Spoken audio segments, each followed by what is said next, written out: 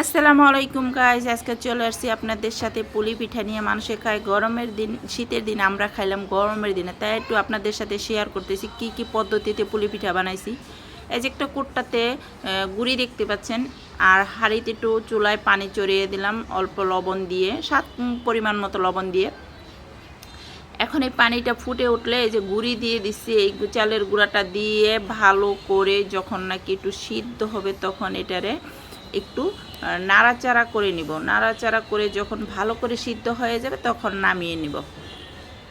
নামিয়ে নিয়ে এটারে যে ছেনিতে নিতেছি, ছেনিতে নেওয়ার পরে এটারে একটু নাড়াচাড়া করে ঠান্ডা করে নিতে হবে, না হলে গরমটা ডলা দিলে হাত পুড়ে যাবে। একটু ভালো করে একটু হালকা হালকা ঠান্ডা করে নিতে হবে। আর না গরম গরম এটাকে ডলা দিতে হয়, নয়তো এটারে গোটা গোটা দানা বাঁধা যায়। এখন গোটা গোটা যাতে দানা না বাঁধে সেই জন্য একটু ভালো করে ডইলা নিতে হবে। ডলার পরে দেখুন সুন্দর একটা ড্রো তৈরি করছি, যাতে গুঁড়াটা শক্ত না হয়ে যায়, আঠাটা যাতে শক্ত না হয়ে যায়। এরপরে বলে দেখতে পাচ্ছেন তিল আছে, এই তিলটা আমরা আগেই বাইজা রাইখা দিছিলাম। বাইজা রাইখা দেওয়ার পরে তিলটারে এখন এটারে পাটায় বাটবো। এতে পাটায় বাটা হচ্ছে তিলটা, একটু ভালো করে বাটতে হবে। অবশ্য ভালো করে বাটা লাগবে না, কেউ যদি মানে আদা মাঙ্গা খেতে চায় তাও চলে, তিল তো সব রকমই খাওয়া যায়। তিলটা এখন বাটা হয়ে গেছে। এখন এই যে দেখতে পাচ্ছেন একটা বলের মধ্যে অরিজিনাল পিওর খেজুরের রস, যেটাকে বলে একদম গাছ কাটা, যেটার মধ্যে কোনো ফরমালিন নেই, কোনো ভেজাল নেই। এই খেজুরের রসটা এখন তিলের সাথে ভালো করে মিক্স করে নিব।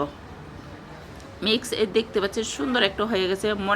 মনে হইতেছে যেন এটা দিয়ে নাড়ু বানানো হবে, আসলে না, এটা দিয়ে পুলি পিঠা বানানো হবে, তিলের পুলি পিঠা।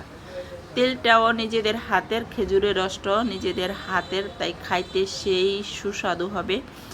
একেবারে দেখে মনে হচ্ছে অনেক তিলের একটা ঘ্রাণ আসছে, মনে হচ্ছে যে এখনই খেয়ে ফেলি, কিন্তু আসলেই এটা দেওয়া হবে তিলের পুলি পিঠা। অনেকে নারিকেল দিয়েও খায়, আমরা নারিকেল দিয়েও খাবো, তিল দিয়েও খাবো।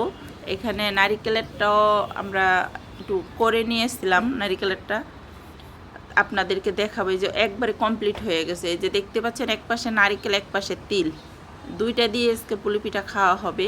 তিলেরটা দিয়ে দেখবো কেমন স্বাদ, নারিকেলেরটা দিয়ে দেখবো কেমন স্বাদ। আসলে এটা শীতের দিনেই মজা, তারপর আমরা শীতে সময় পাইনি, তাই আমরা গরমে খাওয়ার প্রস্তুতি নিলাম। এখন এই দেখতে পাচ্ছেন এখন পিঠা বানানোর প্রস্তুতি নেওয়া হচ্ছে, একের পুরো কমপ্লিট দুইটাই। এখন আমরা পিঠা বানাবো। এই পিঠা বানানো শুরু হয়ে গেছে, দেখতে পাচ্ছেন এই যে একটা পিঠা হয়েও গেছে।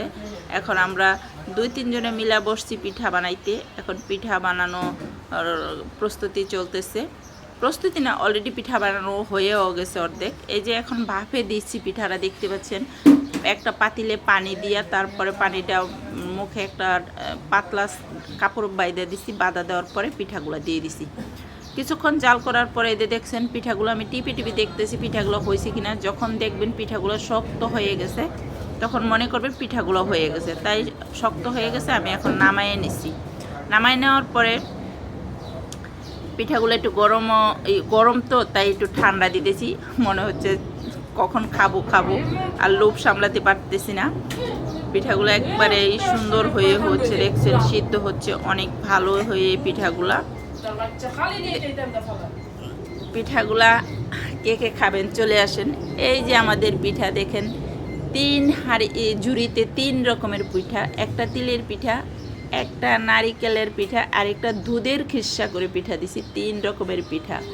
গাইস আপনারা কে কে খাবেন চলে আসেন আমাদের পিঠা খেতে।